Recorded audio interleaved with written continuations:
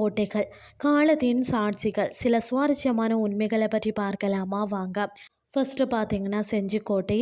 வீரம் என்ற சொல்லுக்கும் செஞ்சி என்ற சொல்லுக்கும் வெகு பொருத்தம். தேசிங்கு ராஜாவின் ஆட்சி காலத்தில் புகழின் உச்சியில் இருந்து செஞ்சி இன்று புகழ்பெற்ற சுற்றுலா தலங்களில் ஒன்றாக திகழ்கிறது.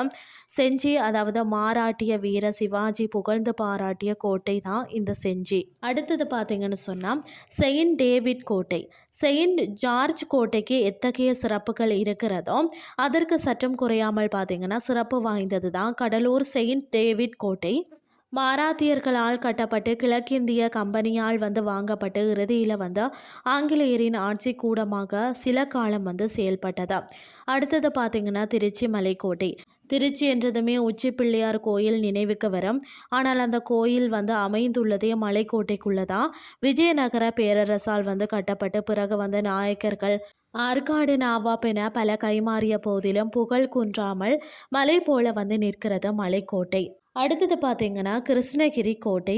வரலாற்றின் தொட்டிகளில் ஒன்றாக பார்த்தீங்கன்னா கருதப்படக்கூடிய கிருஷ்ணகிரியில் அமைந்துள்ளது கிருஷ்ணகிரி கோட்டை. அதாவது கிருஷ்ண தேவராயரால் கட்டப்பட்ட பிஜப்பூர் சுல்தான் வசம் சென்று பிறகு பார்த்தீங்கன்னா வீர சிவாஜி வசம் கடைசியாக சேர்ந்தது.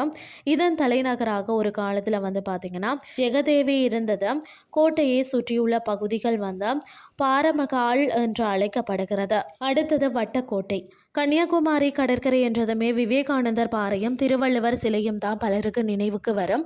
ஆனால் அங்கு 18ஆம் நூற்றாண்டில் கட்டப்பட்ட அதுவும் கிரானைட் கற்களால் கட்டப்பட்ட கோட்டை இருக்கிறது. அதுதான் வட்டக்கோட்டை. டச்சு கடற்படை தளபதி அதாவது கேப்டன் டி லெனா என்பவரால் இது கட்டப்பட்டதாம். தற்போது இந்த கோட்டை தொல்லியல் துறையால் பராமரிக்கப்பட்டு வருகிறதா. அடுத்தது பார்த்தீங்கன்னா உதயகிரி கோட்டை. கன்னியாகுமரிக்கு செல்வோர் பார்க்க தவறக்கூடிய இடங்களில் உதயகிரி கோட்டையும் ஒன்று.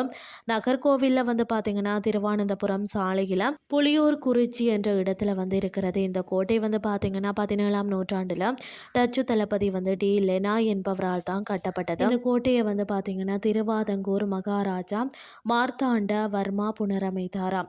இன்றைய கிறிஸ்டி உங்களுக்கு பிரயோசனமாக அமைஞ்சிருக்கும்னு சொல்லி நான் நம்புகிறேன். இதே மாதிரி மற்றும் ஒரு கிறிஸ்டின் வாயிலாக உங்களை சந்திக்கிறேன். நன்றி.